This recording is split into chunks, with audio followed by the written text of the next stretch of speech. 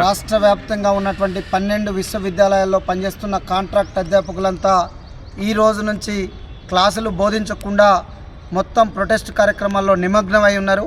తెలంగాణ వ్యాప్తంగా 12 విశ్వవిద్యాలయాల్లో కూడా ఈరోజు క్లాసులు జరగకుండా మొత్తం బైకాట్ చేసి ఇట్లా అడ్మినిస్ట్రేటివ్ బ్లాక్స్ ముందు ధర్నాల రూపంలో రకరకాల నిరసన కార్యక్రమాలు చేస్తున్నటువంటి పరిస్థితుల్లో భాగంగా తెలంగాణ మహిళా విశ్వవిద్యాలయంగా ఉన్నటువంటి వీరనారి చాకల ఐలమ్మ మహిళా విశ్వవిద్యాలయంలో మేము ఈరోజు ఈ ప్రొటెస్ట్ కార్యక్రమం దర్బారాల ముందు చేస్తున్నాం.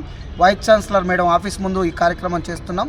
ఎందుకనంటే సుప్రీంకోర్టు ఇచ్చినటువంటి లేటెస్ట్ జడ్జిమెంట్ కానీ లేదా సమాన పనికి సమాన వేతనం అనే జడ్జిమెంట్ గతంలో వచ్చినటువంటి ఆ 2 జడ్జిమెంట్లను కూడా మనం పరిగణలోకి తీసుకుంటే ఒక కాంట్రాక్ట్ అధ్యాపకుడు 3 సంవత్సరాలు నిర్విరామంగా కొనసాగితే ఆయనకి లేదా ఆమెకి సరైనటువంటి క్వాలిఫికేషన్స్ ఉంటే ఆటోమేటిక్గా రెగ్యులరైజ్ చేయాలని చెప్పేసి సుప్రీంకోర్టు ఘంటాపదంగా చెప్తుంది. ఆ వెలుగులో అనేక హైకోర్టులు కూడా జడ్జిమెంట్లు ఇచ్చినాయి. ఆ జడ్జిమెంట్లను బేస్ చేసుకొని కర్ణాటక ప్రభుత్వంలో కానీ హర్యానాలో కానీ తమిళనాడు కానీ ఇట్లా అనేక రాష్ట్రాల్లో కాంట్రాక్ట్ అధ్యాపకులందరినీ కూడా రెగ్యులరైజ్ చేసిరు. గతంలో ఈ కాంగ్రెస్ ప్రభుత్వంలో ఉన్నటువంటి మంత్రులుగా ఉన్నటువంటి శ్రీధర్ బాబు గారు కానీ సీతక్క కానీ అట్లనే బట్టి విక్రమార్క గారు వీళ్ళంతా కూడా ప్రతిపక్ష హోదాలో అప్పుడు టీఆర్ఎస్ గవర్నమెంట్ని నిలదీసిరు. మీరు జేఎలు డిఎలు పాలిటెక్నిక్ వాళ్ళని రెగ్యులరైజ్ చేసి విశ్వవిద్యాలయాలను ఉద్దేశపూర్వకంగా విస్మరిస్తున్నారు. విశ్వవిద్యాలయ కాంట్రాక్ట్ అధ్యాపకుల్ని మీరు ఎందుకు విస్మరిస్తున్నారు? వాళ్ళని ఇమ్మీడియట్లీ రెగ్యులరైజ్ చేయాలని చెప్పేసి వాళ్ళు ఘంటాపదంగా అసెంబ్లీ సాక్షిగా పలుమార్లు మాట్లాడి ఈరోజు వాళ్ళు మంత్రులుగా ఉండి వాళ్ళు చేయాల్సినటువంటి పరిస్థితుల్లో ఉండి వాళ్ళు చేయకుండా మమ్మల్ని విస్మరించడం మాకు అత్యంత విషాదానికి గురి చేసింది. కాబట్టి మాకు ఏం చేయాలో అర్థం కాని పరిస్థితుల్లో అనివార్యంగా పిల్లలకి నష్టం జరుగుతుందని తెలిసినా కానీ పిల్లలకి విద్యాబుద్ధులు నేర్పించాల్సినటువంటి మేమే రోడ్లకు వచ్చి ధర్నాలు చేస్తే ఈ రకంగా కూర్చోవడం అనేది మంచి పద్ధతి కాదు. కానీ మా బ్రతుకులే రోడ్డు మీద పడినప్పుడు 20 ఏళ్ళుగా 30 ఏళ్ళుగా మా సర్వీసెస్ మా యొక్క అన్ని రకాల సర్వీసెస్ తీసుకొని మీరిప్పుడు బయటికి వెళ్ళిపోవాలా, మేము వేరే కొత్త వాళ్ళని తెచ్చుకుంటాం, కొత్త వాళ్ళని మేము అసిస్టెంట్ ప్రొఫెసర్స్గా అపాయింట్ చేసుకుంటామని చెప్పేసి చెప్తూ ఉంటే మా పరిస్థితి ఏంటని చెప్పేసి ఆందోళనకరమైనటువంటి స్థితికి మేము నెట్టబడి ఈరోజు ఈ యొక్క ధర్నా కార్యక్రమాన్ని చేపట్టినాం. దీనిని ఉన్నపలంగా ఆనరబుల్ సీఎం గారు సానుకూలంగా ఉన్నారనేది మాకు తెలుస్తున్నది. వారు ఉన్నపలంగా వైస్ ఛాన్సలర్స్ మాటలు వినకుండా గంటా చక్రపాణి గారి లాంటి గతంలో టీఆర్ఎస్ గవర్నమెంట్ని డిస్టర్బ్ చేసి అనేక అవినీతికి పాల్పడినటువంటి గంటా చక్రపాణి గారి లాంటి వారు వైస్ ఛాన్సలర్ల మాటలు వినకుండా వాళ్ళు చెప్పేటటువంటి తప్పుడు సమాచారానికి మమ్మల్ని ఆగం చేయకుండా దాన్ని పరిగణలోకి తీసుకొని మా జీవితాలను ఆగం చేయకుండా వెంటనే ఆనరబుల్ సీఎం గారు మా ఇష్యూని పరిష్కరించాలని, లేకపోతే ముమ్మాటికి 12 విశ్వవిద్యాలయాలను కూడా మా సమస్యను పరిష్కరించేంత వరకు, మమ్మల్ని రెగ్యులరైజ్ చేసేంత వరకు, మాకు ఉద్యోగ భద్రత కల్పించేంత వరకు కూడా నిర్విరామంగా ఈ కార్యక్రమాలను కొనసాగిస్తామని తెలియజేస్తున్నాం. 30 సంవత్సరాల నుంచి కూడా ఇదే యూనివర్సిటీని నమ్ముకుని విత్ క్వాలిఫికేషన్స్ చేస్తూ ఉన్నవాళ్ళం. యూజీసీ క్వాలిఫికేషన్స్ అన్నీ అందరము కూడా క్వాలిఫై అయి ఉన్నాము. 30 ఏళ్ళు 20 ఏళ్ళు 10 ఏళ్ళు అంత సర్వీస్ తీసుకుంటానికి మా ఇది పనికి వస్తుంది. కానీ అదే పోస్టులు రెగ్యులరైజ్ చేయండి, పర్మనెంట్ చేయండి అనేసరికి మా ఎలిజిబిలిటీలు క్వశ్చన్ మార్క్ చేస్తున్నారు. మీరు నాట్ ఫిట్ అన్నట్లాగా మాట్లాడుతూ ఉన్నారు.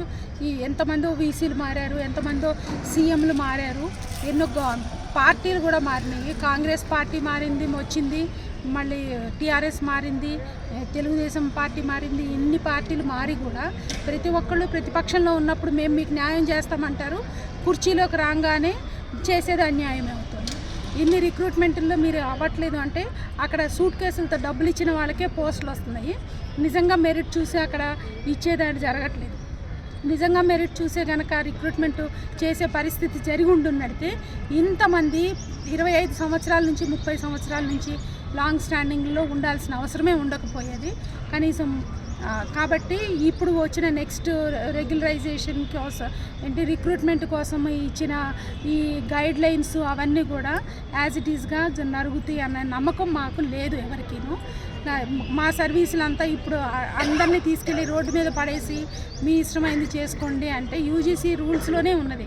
3 ఇయర్స్ అయితే మాకు ఒక స్కేల్ ఇవ్వడం అన్నది, ఎడ్హాక్ ఇవ్వడం అన్నదో ఏదో చేయాలన్నది రూల్స్ నామ్స్ ఏవి అడ్డు రావట్లేదు. వీళ్ళు చేయడానికి మనసులే పట్టట్లేదు అంతే. 4th ఏప్రిల్ రోజున state government GO number 21 issue చేసింది. GO number 21 permanent direct recruitment గురించి గైడ్ లైన్స్ ఉంది. మేము 25 ఇయర్స్ నుంచి ఆల్ 12 యూనివర్సిటీస్ తెలంగాణలో క్లోజ్ టు 1200 కాంట్రాక్ట్ టీచర్స్ ఉన్నాము. 12 ఇయర్స్ నుంచి మేము రిప్రజెంట్ చేస్తున్నాం, మాకు రెగ్యులరైజ్ చేయండి. ఈ ప్రభుత్వం కూడా మేము చాలాసార్లు రిప్రజెంటేషన్ ఇవ్వడం జరిగింది. మా ఇష్యూస్ పట్టించుకోకుండా వీళ్ళు ఇలా రిక్రూట్మెంట్ చేయడానికి వీలు లేదు. మరీ రిప్రజెంటేషన్స్ తర్వాత ఇచ్చిన తర్వాత కూడా ఇలాంటి జియో ఇష్యూ చేయడం అనేది చాలా బాధాకరమైన విషయము. మేము ఆనరబుల్ చీఫ్ మినిస్టర్ సార్తో ఒకటే కోరుకుంటున్నాము, ఫస్ట్ అందరూ కాంట్రాక్ట్ టీచర్స్కి రెగ్యులరైజ్ చేసిన తర్వాతనే మీరు రిక్రూట్మెంట్కి వెళ్ళాలి. మేము రిక్రూట్మెంట్కి వ్యతిరేకం అస్సలు లేదు, కానీ కాంట్రాక్ట్ టీచర్స్ ఇష్యూస్ రిజాల్వ్ చేసే ముందు రిక్రూట్మెంట్ చేయడం చాలా మాతో అన్యాయం అవుతుంది.